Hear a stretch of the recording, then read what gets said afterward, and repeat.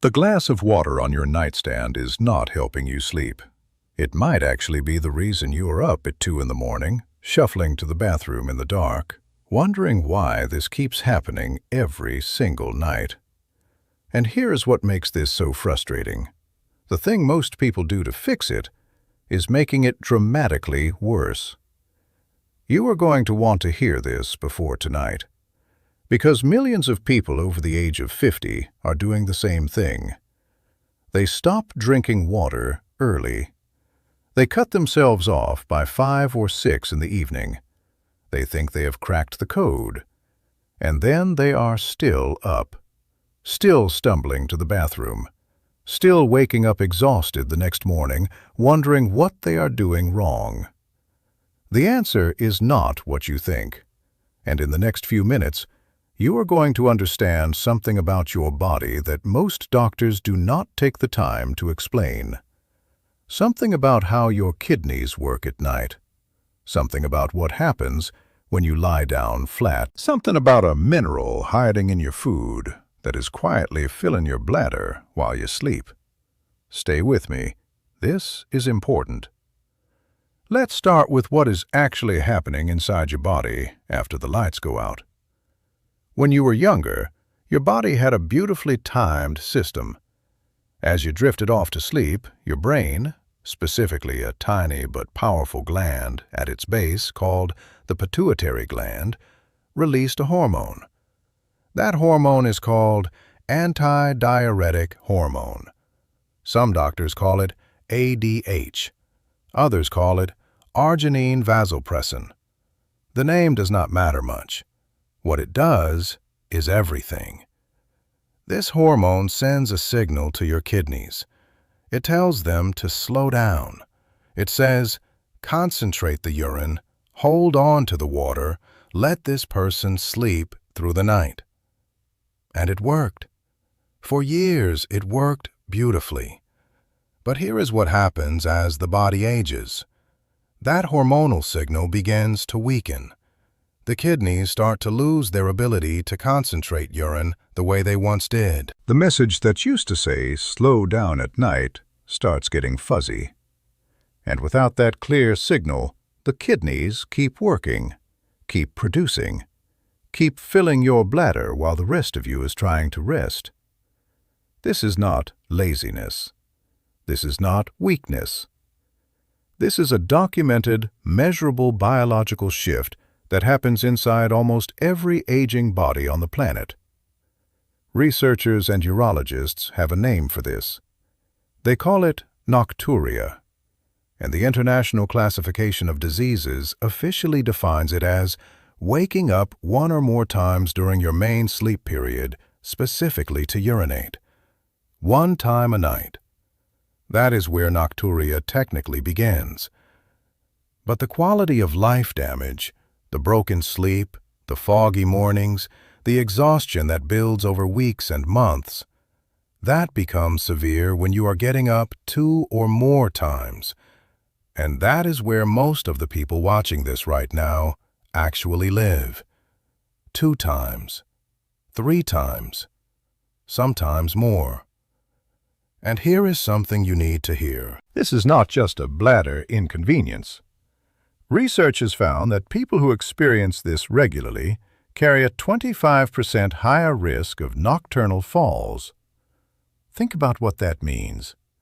Getting up groggy, disoriented, half asleep in a dark room multiple times a night, that is not a minor nuisance. That is a genuine physical safety issue. But there is something else happening that almost nobody talks about. Something that is not about your kidneys at all. When you lie down at night, your body does something mechanical, something physics-driven, something that has nothing to do with how much water you drank. During the day, if you sit for long periods, fluid gradually pools in your lower legs. You may have noticed it, a little puffiness around the ankles by late afternoon. Maybe your shoes feel slightly tighter. That is not nothing. That is fluid. Real, accumulated fluid sitting in your tissues, because gravity has been pulling it downward all day. Now you go to bed. You lie flat. Gravity is no longer pulling that fluid toward your feet. Instead, it begins redistributing. It moves back into your circulatory system. Blood flow to your kidneys increases. And your kidneys, doing exactly what they are designed to do, process that fluid and send it straight to your bladder. You did not drink anything. You stopped drinking 2 hours ago. But your bladder is filling up anyway. This is why some people follow every piece of advice they have ever read. Cut off fluids early, avoid certain foods, limit caffeine, and still wake up twice before sunrise. The fluid was already in their body. It was just waiting for them to lie down. This is the part that changes everything. Because now you understand that fixing this is not simply about drinking less water. It is about when you drink, how you drink, and what you eat. All three of those things together. Let's talk about the mistake first. The one that is making things worse without anyone realizing it. You stop drinking water at 5 in the afternoon, maybe even 4. You are strict about it. You are committed. You go to bed a little thirsty, but you tell yourself it is worth it. And here is what your body does in response. When your urine becomes highly concentrated, when there is very little water in it, it becomes chemically irritating. The concentrated waste products in that urine start to irritate the lining of your bladder. That irritation triggers what is called a detrusor spasm. The detrusor is the muscle that wraps around your bladder. When it spasms, it contracts. And when it contracts, it sends an urgent signal to your brain. Wake up! You need to go. Not because your bladder is full, not even close to full, but because the lining is inflamed and irritated and screaming. So the very act of cutting your water too early, the thing you are doing to sleep better, is creating an irritation cycle that wakes you up even when there is almost nothing to void. You dehydrate to sleep better. The dehydration irritates your bladder. The irritation wakes you up. You think the problem is getting worse. You cut water even earlier. The irritation gets worse. And the cycle continues night after night for years. This is not just a theory. This is documented biology. And once you understand it, you cannot unsee it. So what is the right approach? When should you actually stop drinking? Here is what the clinical evidence supports. Not a guess, not a trend. Actual data from controlled studies. The magic window is 2 to 3 hours before bed. Not 5 hours before, not cut off at noon. 2 to 3 hours. During that time, you taper. You do not slam a giant glass of water at dinner. You do not chug 16 ounces of cold water right before brushing your teeth. You sip, slowly, small amounts, keeping your body gently hydrated without sending a flood to your kidneys all at once. Research comparing people who stopped fluids more than 1 hour before bed versus those who drank right up until they lay down found a striking difference in nocturnal bladder disruption. The group with even a short buffer window had dramatically better outcomes. The odds of bladder stress overnight dropped significantly, not slightly, significantly, just from creating that intentional gap. Think about what that means for you practically. You are not being asked to be thirsty all day. You are not being asked to deprive yourself. You are being asked to be strategic. Front-load your hydration. Drink well during the morning. Keep drinking through the early afternoon. Taper by early evening. And in those final 2 to 3 hours, small sips only. That single shift, just that one, has the potential to cut your nighttime trips in half. But there is something else you need to know. Something that most people have never connected to this problem. Something hiding in your meals that may be doing more damage than any glass of water ever could. Salt. Not water. Salt. This may be the most important thing in this entire video, and it is the angle that almost nobody covers. Here is what high dietary sodium does to your body and your sleep.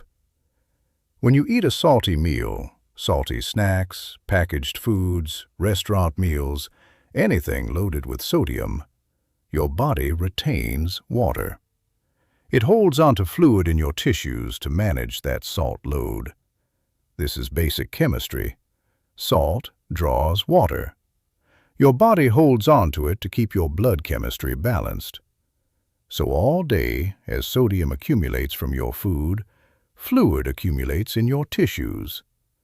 Remember what we talked about earlier, that fluid pooling in your lower legs. Some of that pooling is not just from sitting. Some of it is from sodium. Your body is holding water specifically because of the salt you ate. Then you lie down. That retained fluid redistributes. Kidneys receive the flood. Bladder fills. You wake up. Clinical studies have directly measured this. Restricting dietary sodium does not just reduce thirst, it actually lowers the total volume of urine produced at night. The percentage of your daily urine output that falls during sleep hours drops measurably when sodium intake drops. This is why two people can follow the exact same water drinking schedule and have completely different nights. One of them had soup and crackers and a salty dinner. The other kept their sodium in check. One of them is up twice before 3 in the morning. The other slept through. Salt is not just a heart issue. It is not just a blood pressure conversation. For people who are waking up at night, sodium is directly, mechanically tied to what happens in your kidneys between midnight and 5 in the morning. Start reading the sodium content on what you eat. Not obsessively, not with anxiety, just awareness. Because the answer to your nighttime problem might be written right there on the back of the package. There is another layer to this that is worth understanding. Something about what wakes you up that may not even be your bladder at all. Research has uncovered something that doctors call the Thirst-Insomnia Paradox, and it works like this. Many people who believe they are waking up because they need to use the bathroom are actually waking up for a different reason entirely. A sound, a shift in sleep stage, a brief moment of light sleep caused by something as subtle as sleep apnea, a passing car, a change in room temperature. They surface into a lighter state of consciousness, not fully awake, just briefly lighter, and in that moment they notice something. Their bladder is present, not desperate, not urgent, just there. And the brain, already in a light alert state, flags it. So they get up. They go to the bathroom. They come back. They report the next morning that their bladder woke them up. But it did not. Something else did. And then their brain, scanning for discomfort in that drowsy, half-aware moment, found the one thing that was mildly noticeable and flagged it as the culprit. This distinction matters enormously, because if you address every fluid and salt strategy perfectly and you are still waking up, the problem may not be in your kidneys at all. It may be in your sleep architecture, your sleep environment. Noise, light, a partner's breathing pattern, a mattress, temperature swings, things that have nothing to do with water. The body is not a simple machine. Bladder waking and sleep waking are intertwined in ways that even researchers are still untangling. What this means for you is simple. Approach this problem from both directions. Manage your fluids intelligently and pay attention to your sleep environment with the same level of care. Now let's talk about what to actually do, starting today. Starting tonight. The first thing is about the morning. Drink well before noon. Not aggressively, not forcing yourself to chug water, but consistently. Steady, gentle hydration through the morning hours means your body is not playing catch-up in the afternoon and evening. It means your kidneys are processing fluid at a time when you want them to, when you are awake and active and can easily manage the output. People who are chronically underhydrated during the day often compensate instinctively in the evening. They sit down for dinner or a quiet evening, and their body finally relaxes and says, "Give me water." And they drink more. And suddenly their kidneys are handling a fluid surge at the worst possible time. Front-load the hydration. Morning is your friend. The second thing is the 2 to 3 hour taper. We covered this already, but it bears repeating because it is the cornerstone of this entire approach. Begin reducing fluid intake as you move into the evening hours. Not a hard cutoff, not a punishment, a gentle, gradual reduction. Small sips when you feel the urge. Nothing large, nothing in gulps. The difference between sipping and gulping is not trivial. When you drink a large volume quickly, what researchers call a bolus, your kidneys receive a sudden surge that overwhelms their ability to pace the output. When you sip slowly in small amounts, the renal system manages it smoothly with no surge and no overnight flood. The third thing is sodium. Specifically, watch what you eat between midday and dinner. Evening sodium is the most dangerous because it stacks directly on top of the nighttime fluid redistribution problem. Salty dinners, chips, crackers, soups, sauces, processed meats. All of these contribute to the fluid your body will be dealing with while you sleep. You do not have to eat perfectly, you just have to be aware. The fourth thing, and this one will surprise some people, is about your legs. Specifically, elevating them for 30 minutes in the late afternoon or early evening. Remember the fluid pooling in your lower legs? The gravity-driven accumulation that redistributes when you lie down? You can actually address that before bedtime. If you prop your legs up while watching television in the evening, feet above heart level, you help that fluid redistribute while you are still awake. Your kidneys process it. You make a trip to the bathroom before bed, and when you finally lie down, there is less fluid waiting to flood your system at 2 in the morning. This is not a trick. This is applied physiology, and it works. There is one more thing that needs to be said, a warning that matters more than all the practical advice combined. If you apply everything in this video, the taper window, the sodium awareness, the leg elevation, the morning hydration, and nothing improves after a few weeks, do not ignore that. Because nocturia is not always a behavioral problem. Sometimes it is a signal. Congestive heart failure causes fluid to pool in the legs during the day and flood the kidneys at night. That pattern, minimal urination during the day, followed by multiple nighttime trips, is one of its textbook presentations. Poorly controlled diabetes causes the kidneys to try to excrete excess blood sugar, and water follows sugar out of the body. Uncontrolled blood sugar means uncontrolled overnight urine production. In men, prostate enlargement creates a bladder that never fully empties, So even small urine volumes trigger the urgent sensation to go. The trips are frequent not because the kidneys are overproducing, but because the bladder never gets to rest. In women, pelvic floor dysfunction can create the same pattern for different structural reasons. Each of these requires a different approach entirely, and each of them gets better with proper diagnosis and treatment.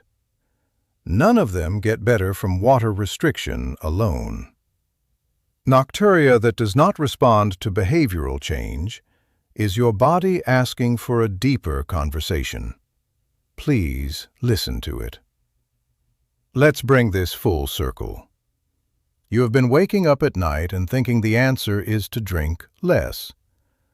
But now you know that dehydration irritates your bladder, creates chemical irritation, and triggers spasms that wake you up even when there is almost nothing there. You have been focused entirely on water. But now you know that salt may be doing more damage than the water glass ever did.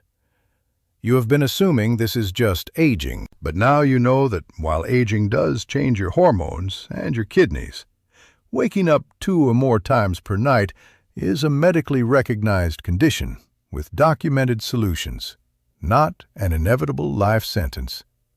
You know about the 2 to 3 hour taper. You know about front-loading hydration in the morning. You know about sipping instead of gulping. You know about what happens to pooled fluid when you lie flat, and how elevating your legs in the evening can change that equation before it starts. You know that some of the time, the bladder is not even the true culprit, that light-stage sleep disruptions can cause your brain to notice a mildly present bladder and misidentify it as the reason you woke up. And you know that when none of this is enough, your body is asking you to look deeper. Here is the honest truth about what improvement actually looks like. Completely eliminating every single nighttime trip may not be achievable for everyone, depending on age and underlying health. Doctors do not set that as the goal. The clinical target, the realistic, evidence-based, genuinely achievable goal, is cutting the frequency in half, or getting down to no more than 1 trip per night. 1 trip is different from 3. 1 trip is something you barely remember in the morning. 1 trip does not shred your sleep cycles. 1 trip does not leave you exhausted and foggy by noon. 1 trip is a life that feels dramatically different. That is what is possible, and it starts tonight.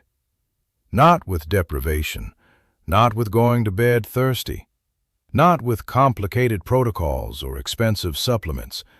It starts with understanding what your body is actually doing and working with it instead of against it. You have been fighting the wrong battle. Most people have. The real battle is not against water. It is against ignorance of the system. And now that you understand the system, you have something most people never get. You have a map. What you do with it from here is up to you. But if tonight is just a little bit quieter than last night, you will know why.